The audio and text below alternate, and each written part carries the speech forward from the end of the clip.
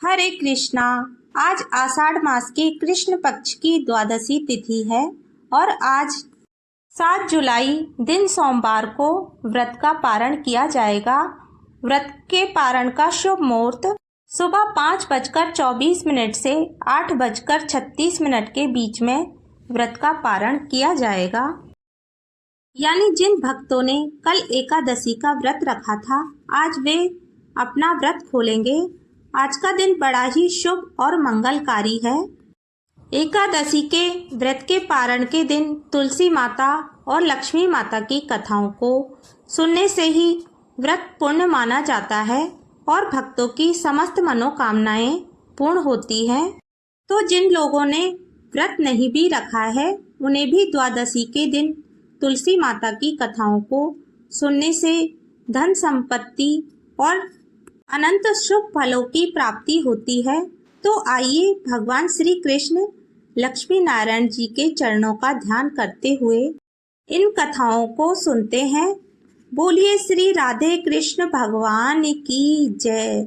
आइए सुनते हैं तुलसी माता की संपूर्ण कथा। तुलसी माता को हरि प्रिया भी कहा जाता है। जितना भगवान श्री हरि विष्णु सोने चांदी हीरे मोती और रत्नों से प्रसन्न नहीं होते, उतना सिर्फ तुलसी दल से प्रसन्न हो जाते हैं। सच्ची श्रद्धा भाव से तुलसी दल भगवान श्री विष्णु को अर्पित करने से मनुष्य के सभी संकट टल जाते हैं और मनोकामनाओं की पूर्ति होती है। शास्त्रों के अनुसार एकादशी के दिन तुलसी जी में कभी भी जल नहीं डालना चाहिए, क्योंकि तुलसी महारानी स्वयं एकादशी का निर्जला व्रत रखती है।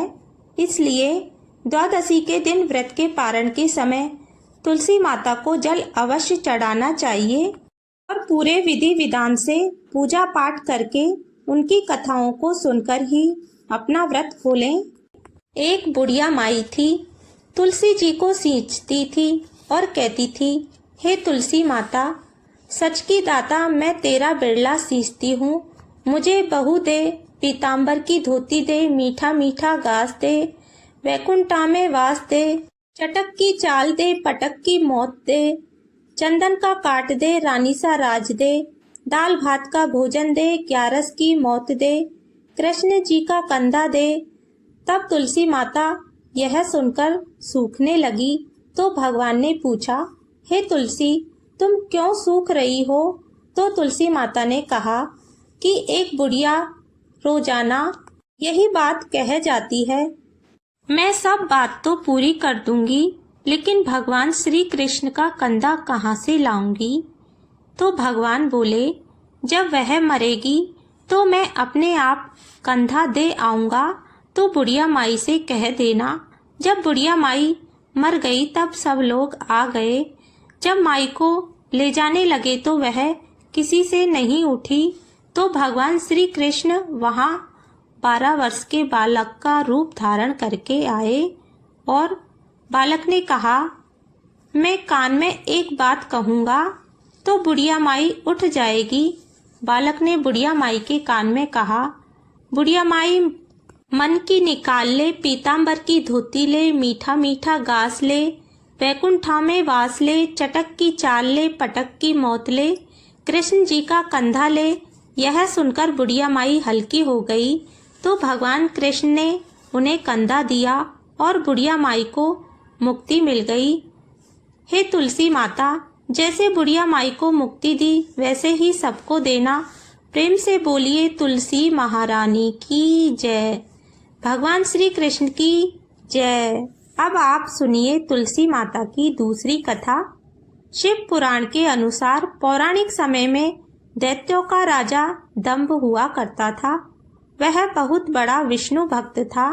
कई सालों तक उसके संतान नहीं होने के कारण उसने शुक्राचार्य को अपना गुरु बनाकर उनसे श्री कृष्ण मंत्र प्राप्त किया। ये मंत्र प्राप्त करके उसने पुष्कर सरोवर में घोर तपस्या की। भगवान विष्णु उसकी तपस्या से प्रसन्न हुए और उसे संतान प्राप्ति का वरदान दिया। भगवान विष्णु ने वरदान से राजा दंभ के यहाँ एक पुत्र ने जन्म लिया। इस पुत्र का नाम शंखचूर्ण रखा गया। बड़ा होकर शंखचूड़ ने ब्रह्मा जी को प्रसन्न करने के लिए पुष्कर में घोर तपस्या की। तपस्या से प्रसन्न होकर ब्रह्मा जी ने उसे वरदान मांगने को कहा। तब शंखचूड़ ने वरदान मांगा कि वह हमेशा अजर अमर रहे, वह कोई भी देवता उसे नहीं मार पाए। ब्रह्मा जी ने उसे ये वरदान दे दिया और कहा कि वह बद्री वन में जाकर धर्मध्वज की पुत्री तुलसी जी जो तपस्या कर रही है उससे विवाह कर ले। शंखचूड़ ने वैसा ही किया और तुलसी जी के साथ विवाह के बाद सुख पूर्वक रहने लगा। उसने अपने बल से देवताओं को, असुरों को, दानवों, राक्षसों, गणधर्मों, नागों, किन्नरों, मनुष्यों तथा त्रिलोकी के सभी प्राणियों पर विजय प्राप्त कर ली। वह भगवान श्री कृष्ण का परम भक्त था।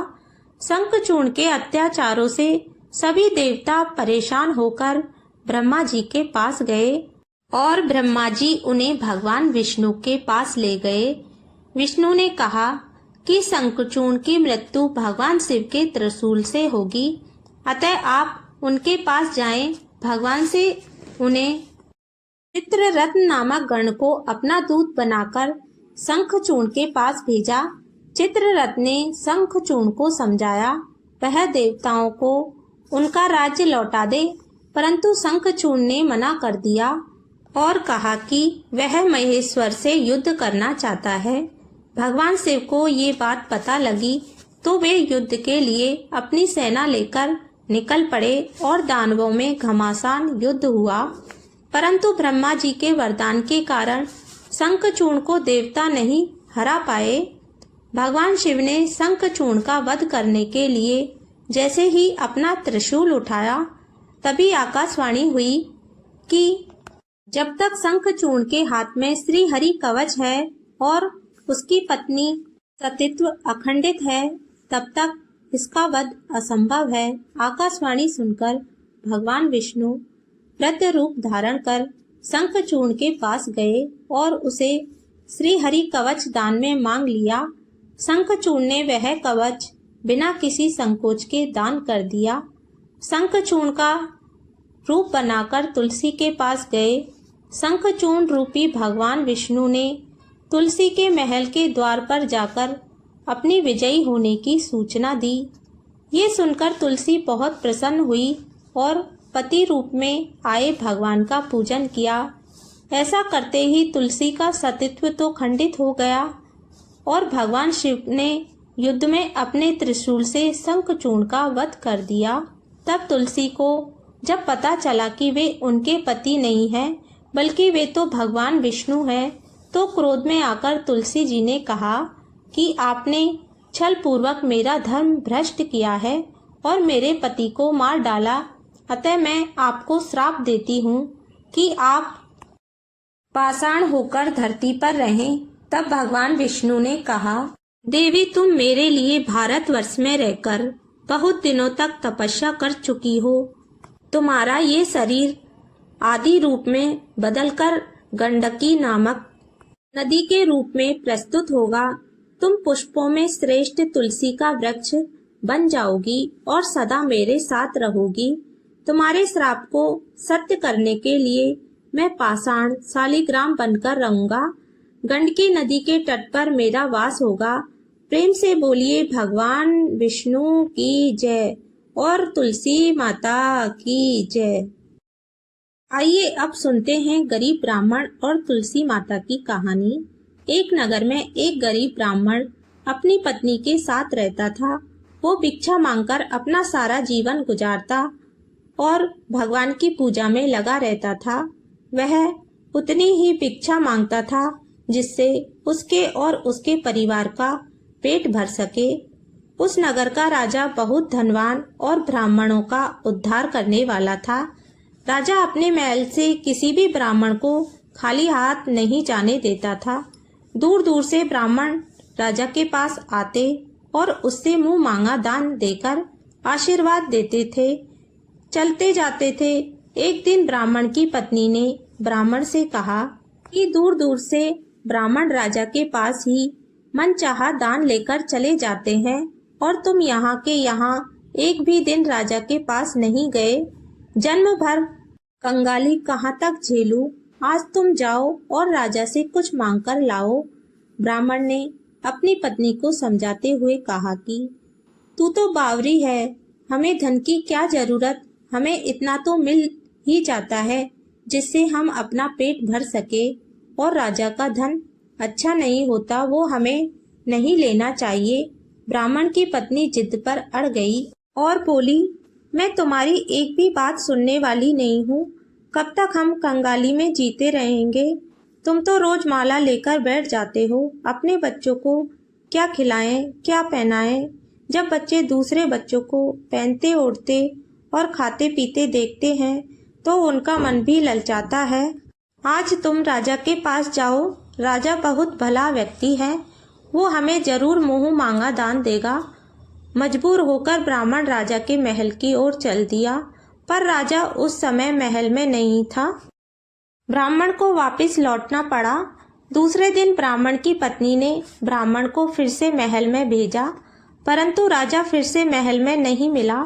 और तीसरे दिन राजा महल में मिल गया। उसने ब्राह्मण का स्वागत किया और उसे आसन पर बिठाया और 2 दिन ना मिले उसके लिए क्षमा मांगी। राजा ने कहा, मैं आपकी क्या सेवा कर सकता हूँ?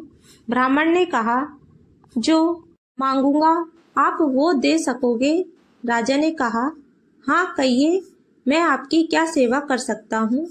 ब्राह्मण ने निवेदन किया, महाराज, मैं कुछ और नहीं चाहता, बस आप मुझे अपनी पसीने की कमाई के 4 पैसे दान में दे। ब्राह्मण की बात सुनकर राजा चौंक गया और सोचने लगा, खजाने में बहुत सारा धन पड़ा है, पर मेरी मेहनत की एक भी कौड़ी नहीं है। राजा ने ब्राह्मण से कहा, आप मुझे 1 दिन का समय दें, मैं कल आपको आपका मुंह मांगा दान दूंगा। ब्राह्मण को जब खाली हाथ देखा तो पत्नी बोली, क्या हुआ? राजा ने कुछ नहीं दिया। तब ब्राह्मण बोला, राजा ने कल देने के लिए कहा है। ब्राह्मण की पत्नी सोचने लगी, शायद उन्होंने बहुत सारा धन मांगा होगा और राजा को इसकी व्यवस्था करने में समय लग रहा होगा, इसलिए कल बुलाया है। दूसरी ओर राजा ने अपने राजसी कपड़े बदलकर फटे पुराने कपड़े पहने और मजदूर जैसा भेष बना लिया। जब राजा पत्नी ने देखा और कारण पूछा, तब राजा ने सब कुछ बताया। रानी बोली, मैं भी आपके साथ चलूंगी। राजा के हाँ कहने पर रानी फटी पुरानी साड़ी पहनकर राजा और रानी मजदूरी की तलाश में शहर से निकल गए। लुहारों के मोहल्लों में जाकर राजा ने आवाज लगाई, किसी को मजदूर चाहिए? तो आखिर एक लुहार ने उन्हें बुला लिया, जो पहिए पर हाल चढ़ाने की तैयारी कर रहा था। उसने राजा से कहा, देखो, तुम्हें पहले खला धोंकनी पड़ेगी और जब आग आ जाए उसके बाद घन पीटना होगा। फिर रानी की ओर देखकर कहा, तुम्हें कुएं में से पानी लेकर हौदी भरनी होगी और कोयले वाले घर से कोयला लेकर भट्टी में डालना होगा। तुम दोनों को दिन भर में 2-2 आने मिलेंगे। अगर काम पसंद हो तो बोलो, नहीं तो अपना रास्ता नापो। राजा रानी लुहार के बताए काम को करने लगे। राजा खला धोंकने लगा और उसे काम ठीक से नहीं हो पा रहा था। लुहार नाराज होकर राजा को ठीक से काम करने के लिए कहता तो राजा जैसे तैसे अपना काम करने लगा। रानी भी कुएं से पानी भरकर लाने लगी। रानी के हाथ में फफोले हो गए। किसी तरह बड़ी कठिनाइयों से उसने पानी को हौद में डाला और हौद को भरा। उसके बाद रानी कोयला लाकर भट्टी में डालने लगी। भट्टी में आग आने पर लुहार ने बाड़ भट्टी में से निकालकर पहिए पर जमाई और एक घन अपने हाथ में लेकर और एक राजा के हाथ में देकर कहा, देखो, बारी बारी से घन इस पर पटकना, हाथ इधर उधर ना हो पाए। राजा जोर जोर से घन पीटने लगा, लेकिन उसका निशाना ठीक नहीं बैठता। कभी घन हाल पर गिरता तो कभी पहिए पर। मजदूरों का ये हाल देखकर लुहारिन बड़बड़ाती हुई आई और लुहार से कहने लगी, तुमने कहाँ से नव सीखे मजदूर काम पर लगाए हैं? इनसे काम नहीं होगा, ये मजदूर तुम्हारा सब काम बिगाड़ देंगे। राजा रानी उन दोनों की फटकार सुनते सुनते अपना काम मन लगाकर करते रहे। घन पीटते पीटते राजा का शरीर पसीने से तर हो गया और जोर जोर से सांसें चलने लगी। रानी भी पानी भरते भरते और कोयला झोंकते झोंकते थककर चूर हो गई। दोनों ने पूरे दिन बहुत मेहनत की। लुहार ने राजा रानी को 2-2 पैसे दिए, जिससे वो बड़ी खुशी से लेकर महल आ गए। आज उन्हें पता लगा कि मेहनत की कमाई कैसी होती है। राजा ने 4 पैसे अलग रख दिए। अगले दिन ब्राह्मण को बुलाकर उसे दे दिए। ब्राह्मण राजा को आशीर्वाद देकर घर लौटा और ब्राह्मणी से कहा, लो, मैं आज राजा के हाथ से दक्षिणा लाया हूँ। ब्राह्मणी खुश होकर दौड़ी दौड़ी आई और जब उसने 4 पैसे देखे तो वह ठिठक कर रह गई और उन्हें दूर फेंक दिया। वो जल भुनकर ब्राह्मण से बोली, तुम जैसे दरिद्र से राजा के यहाँ जाकर भी कुछ नहीं मांगा गया, शर्म भी नहीं आती। यह कहकर वह रूठकर चली गई और बहुत देर तक बड़बड़ाती रही। ब्राह्मण ने उन 4 पैसों को उठाकर तुलसी घर के पास रख दिया और सोचा, जब ब्राह्मणी शांत हो जाएगी तब जरूरत पड़ने पर उठा लेगी। परंतु कई दिनों तक पैसे वहीं रखे रहे और फूल बेल पत्र ऊपर से गिरकर मिट्टी में दब गए। ब्राह्मण और ब्राह्मणी दोनों ही सिक्कों के बारे में भूल गए। कुछ दिनों के बाद तुलसी घर में 4 पौधे उगे। चारों पौधे बहुत सुंदर थे। ये देखकर ब्राह्मणी रोज उनमें पानी डालती। 4 महीने बाद वह पौधे बड़े हो गए और उनमें फूल लगने लगे। फूल सूखने पर इनसे मोती झड़ने लगे। ब्राह्मण और ब्राह्मणी ने कभी मोती नहीं देखे थे। वो समझी कि कोई बीज है। हर रोज कई फूल झड़ते और बहुत मोती वे तुलसी घर में बिखर जाते। ब्राह्मणी उन मोतियों को समेटकर एक घर के कोने में डाल देती। इस तरह वहां मोतियों का ढेर लग गया। एक दिन सब्जी वाली आई। ब्राह्मणी को सब्जी लेनी थी पर उसके पास पैसे नहीं थे। उसने सब्जी वाली से कहा, क्या तुम इन चमकदार चीजों के बदले क्या सब्जी दे सकती हो? सब्जी वाली ने देखा तो वो पहचान गई, ये तो मोती है। उसने खुशी खुशी ब्राह्मणी को उन मोतियों के बदले सब्जी दे दी। अब से हर रोज ऐसे होने लगा। ब्राह्मणी और सब्जी वाली दोनों खुश थे। सब्जी वाली इसलिए खुश थी कि मुझे 1 पैसे के बदले हजारों का माल मिलता है, और ब्राह्मणी ये सोचकर खुश थी कि इन चीजों के बदले सब्जी मिल जाती है। इस प्रकार कई महीने बीत गए। उधर राजमहल में कई हंस थे जो मोती चुगते थे। राजा का यह नियम था, जब राजहंस मोती चुग लेते थे, इनके बाद ही राजा और उनका परिवार भोजन करता था। एक समय राजा का सारा धन और मोतियां और दान देने में खर्च हो गया।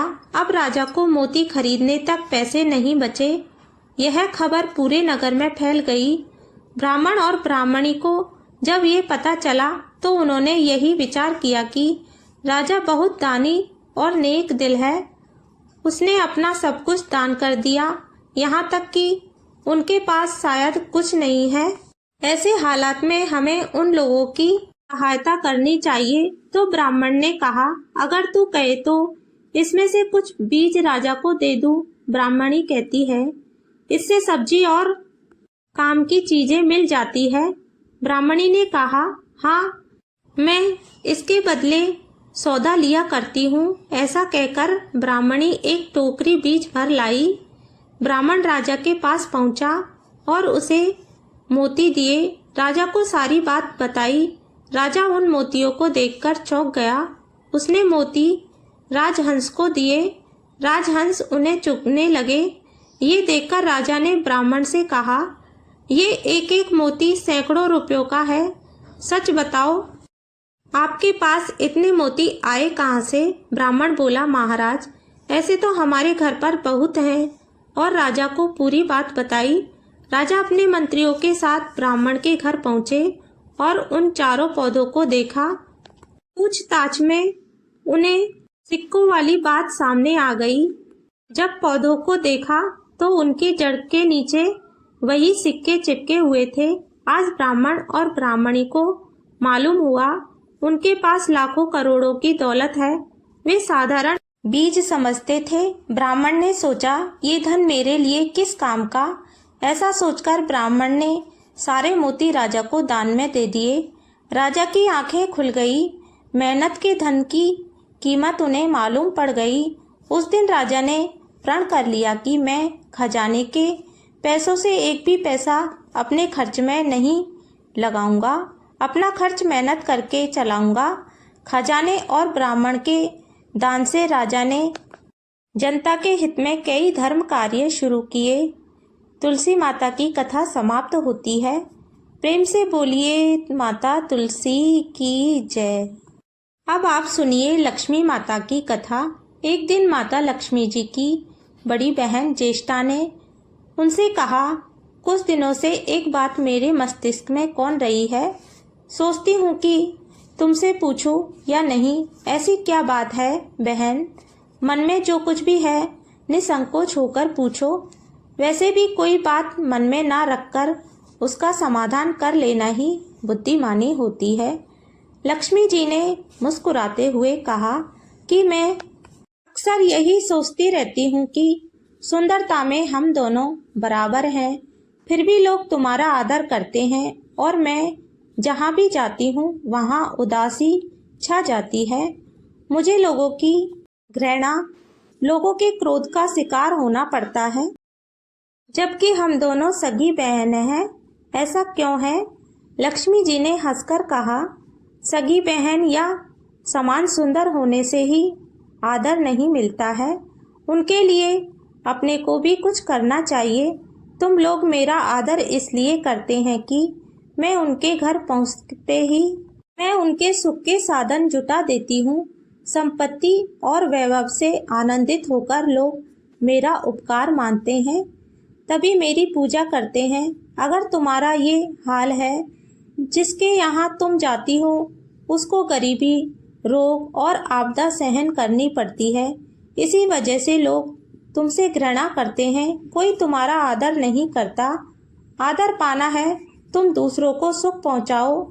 ज्येष्ठा को लक्ष्मी जी की बात चुभ गई। उन्हें लगा कि लक्ष्मी जी को अपनी महिमा का अभिमान हो गया है। उन्होंने गुस्से में कहा, लक्ष्मी जी, तुम मुझसे हर बात में छोटी हो, अवस्था में भी छोटी हो और प्रभाव में भी छोटी हो। मुझे उपदेश देने का भी विचार ना करो। अगर तुम्हें अपने वैभव का अहंकार है तो मेरे पास भी अपना एक प्रभाव भी है।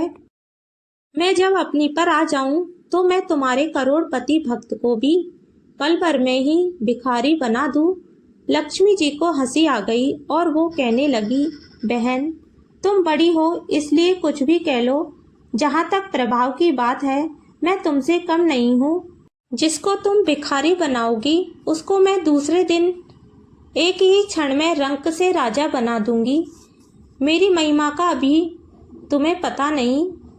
जिसकी तुम सहायता करोगी उसे मैं दाने दाने के लिए भी मोहताज कर दूंगी। देखो बहन, दाने दाने के लिए तो तुम उससे मोहताज कर सकती हो जिससे मैं रूठ जाऊं। जिसके सिर पर मेरा वर्द हस्त ना हो उसका तुम कुछ भी बिगाड़ सकती हैं, परंतु जिस पर मेरी कृपा दृष्टि है उसका कोई भी बाल बांका नहीं कर सकता। अगर तुम अपना प्रभाव दिखाने को इतनी भी उतावली हो रही हो तो कल अपना प्रभाव दिखाकर देख लेना। ठीक है, बोलो कहाँ चलें? दूर क्यों जाएं? पास ही अनुराधापुर है, उसमें एक ब्राह्मण रहता है, दीनानाथ। वह मंदिर में रोज पूजा करने जाता है और मेरा पक्का भक्त है। उसी पर हमें अपनी अपनी महिमा दिखानी है। ज्येष्ठा को बहुत ही ताव आ गया। उन्होंने हाथ फटक कर कहा, ठीक है, और चली गई। और लक्ष्मी जी खड़ी खड़ी उसके क्रोध और अहंकार पर मुस्कुराती रही। दूसरे दिन दोनों बहनें अनुराधापुर के मंदिर में पहुंची। उन्होंने वेश बदल रखा था। साधारण स्त्री की तरह वे मंदिर के द्वार पर बैठ गई। लोगों ने देखा अवश्य, किंतु लोगों ने खास ध्यान नहीं दिया। ध्यान देने वाली कोई खास बात थी भी नहीं। वह मंदिर था, वहाँ लोग आते जाते रहते थे। वहाँ आने जाने वाले लोग किसी न किसी परेशानी में घिर रहे थे। फिर भला उन्हें दूसरे की परेशानी से सरोकार हो सकता था।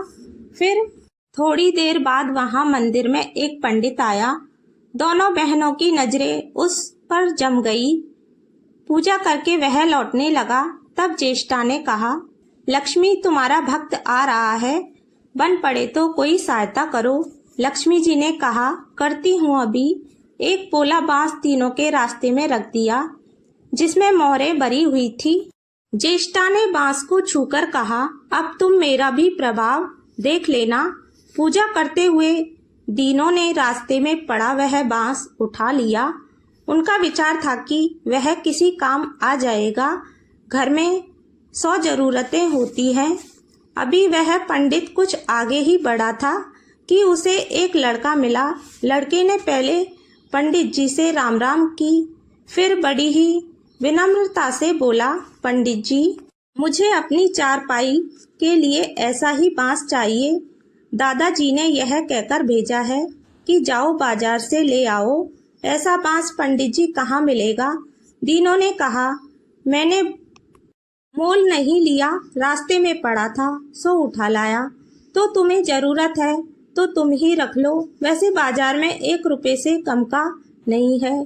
तब लड़के ने चवन्नी देते हुए कहा, मगर मेरे पास तो यह चवन्नी है। पंडित जी, अभी तो आप इसे ही रखिए, बाकी बारे आने में शाम को दे जाऊंगा। पंडित जी खुश थे कि बिना किसी हिल उजक के रुपया कमा लिया। तीनों पंडित ने चवन्नी लेकर बांस लड़के को दे दिया और वह चवन्नी अपनी डोलची में रख दी। मंदिर के पास खड़ी दोनों देवियां यह सारी लीला देख रही थी तो ज्येष्ठा ने कहा, लक्ष्मी, देखो तुम्हारी इतनी सारी मोहरें मात्र एक चवन्नी में बिक गई, और अभी क्या यह चवन्नी अभी तुम्हारे भक्त के पास नहीं रुकेगी।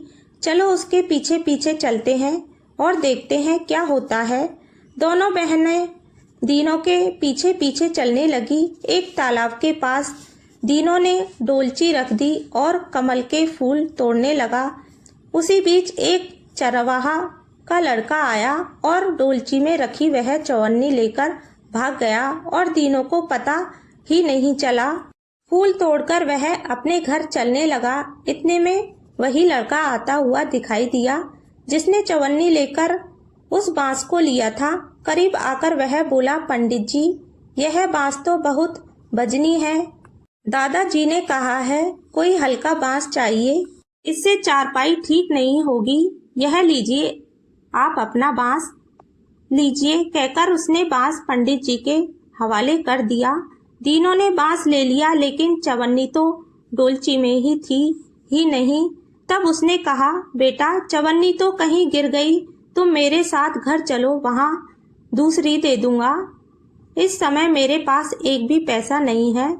तब आप चाहिए मैं शाम को आपके घर से ले लूंगा। यह कहकर लड़का अपनी राह लौट गया। बांस फिर से पंडित जी के पास आ गया और लक्ष्मी जी भोले से मुस्कुराती और उनको इस प्रकार मुस्कुराते देखकर ज्येष्ठा मन ही मन जल उठी। वह बोली, अभी तो खेल शुरू ही हुआ है, देखती हूँ, चलो मैं इससे कैसे पिगनी का नाच नचाती हूँ। दीनू बेचारा इन सब बातों से बेखबर अपनी ही धुन में आगे बढ़ता चला जा रहा था। उसे क्या पता था कि वह शतरंज का मोहरा बन चुका है। वह तो धूप छांव की भांति दोनों बहनों का प्रभाव सहता हुआ चुपचाप चला जा रहा था। आगे चलकर गांव का एक अहिर मिला। उसने दीनू को चवन्नी वापस करते हुए बताया, पंडित जी, मेरा लड़का आपकी डोलची से यह चवन्नी उठाकर लाया था। यह बड़ा ही शैतान है। मैं आपकी वही चवन्नी लौटाने आया हूँ। उसके एक हाथ में पूजा की डोलची थी और दूसरे में वही 5 हाथ का लंबा बांस। राह चलते दीनू पंडित सोच रहा था, बांस तो काफी वजनी है तो मजबूत भी होगा क्योंकि ठोस है। इसे दरवाजे के छप्पर में लगा दूंगा, कई साल के लिए बल्ली से छुटकारा मिल जाएगा। तब ज्येष्ठा को उसने विचार कर क्रोध आ गया। लक्ष्मी जी के प्रभाव से दीनू को लाभ होता देखकर वह मन ही मन बुरी तरह जली जा रही थी। जब उन्होंने देखा कि पंडित का घर करीब आ गया है तो कोई उपाय ना पाकर उन्होंने दीनू को मार डालने का विचार किया। उन्होंने कहा, लक्ष्मी, धन संपत्ति तो मैं छीन ही लेती हूँ, अब तुम्हारे भक्त के प्राण भी ले लूंगी। देखो अब वह किस तरह से तड़प तड़प कर मरता है। और वह तुरंत सांप बनकर दीनू की ओर दौड़ पड़ी। लक्ष्मी जी को तनिक भी घबराहट नहीं हुई, वह उसी तरह खड़ी खड़ी मुस्कुराती रही। सहसा दीनू चौंक पड़ा। एक भयानक सांप फन उठाए उसकी ओर झपट पड़ा था। प्राण तो सभी को प्रिय होते हैं, उपाय रहते कोई अपने को संकट में नहीं पड़ने देता। दीनू ने पगडंडी वाला रास्ता छोड़ दिया और एक ओर को भागने लगा, लेकिन सांप बनी ज्येष्ठा उसे भला कहाँ छोड़ने वाली थी। वह तो उस गरीब के प्राणों की प्यासी हो चुकी थी। वह भी दीनू के आगे पीछे दाएं बाएं बार बार दौड़ती ही रहती। दीनू घबराया। उसने हाथ जोड़कर कहा, नाग देवता, मैंने तुम्हारा कुछ नहीं बिगाड़ा, शांति से अपनी राह लौट जाओ। आखिर क्यों मुझे गरीब के पीछे पड़ी हो? व्यर्थ में किसी ब्राह्मण को सताना अच्छी बात नहीं है, लेकिन वह नाग तो ज्येष्ठा का रूप था। दीनू को किसी भी तरह डसना चाहता था। प्रार्थना पर कुछ भी ध्यान ना देकर वह सांप फुफकारता हुआ एक बार में ही झपट पड़ा। जब दीनू ने देख लिया कि बिना संघर्ष किए अब जान नहीं बचेगी, तो उसने प्राण रक्षा के लिए भरपूर जोर लगाकर वही बांस सांप के ऊपर दे मारा। धरती से टकराते ही बांस के दो टुकड़े हो गए और उसके भीतर भरी हुई मोरें घन घनाकर बिखर गई, जैसे लक्ष्मी जी हंस रही हो। दीनू के मुंह से हैरतपूर्ण जी सी निकली। अरे! थोड़ी देर के लिए वह ठगा सा खड़ा हुआ। वह आंखें फाड़े मोहरों की ओर देखता रहा।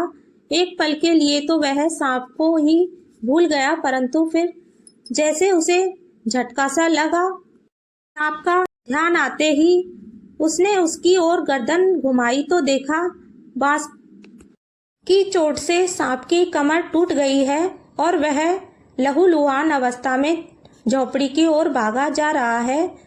दूसरे क्षण वह मोहरों पर लौट गया और कहने लगा, तेरी जय हो लक्ष्मी माता, जीवन भर का दरिद्र आज दूर हो गया। तेरी महिमा कौन जान सकता है। चलो अब घर में बैठकर तुम्हारी पूजा आरती करूँगा। और फिर जल्दी जल्दी उसने सारी मोरें अंगोछे में बांध दी और लंबी लंबी कदमों से घर की ओर चल दिया। पीछे एक पेड़ की छाया में खड़ी माता लक्ष्मी जी अपनी बहन ज्येष्ठा से मुस्कुराते हुए पूछ रही थी, कहो बहन, सच बताना, बड़प्पन की था मिली या अभी नहीं? बड़प्पन किसी को देने में ही है, किसी से छीनने में नहीं। ज्येष्ठा ने कोई उत्तर नहीं दिया। वह चुपचाप उदास खड़ी रही और लक्ष्मी जी ने उनका हाथ पकड़कर कहा, फिर भी हम दोनों बहनें हैं, जहाँ रहेंगी साथ ही रहेंगी। प्रेम से बोलिए माता लक्ष्मी और भगवान विष्णु की जय। फ्रेंड्स, अगर आपको ये वीडियो पसंद आया हो तो वीडियो को लाइक करना। अगर आपने अभी तक मेरे चैनल को सब्सक्राइब नहीं किया है तो प्लीज सब्सक्राइब कर देना। जय श्री कृष्णा। राधे राधे सभी को।